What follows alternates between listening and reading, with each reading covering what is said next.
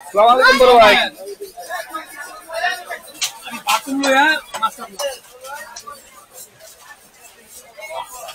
কত করে মাছের আঁশ ফেলাইতেছেন?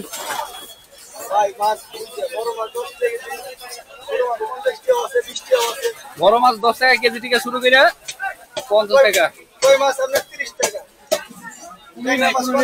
আর কই মাছ হলো 50 টাকা করে কেজি, 30 টাকা করে কেজি।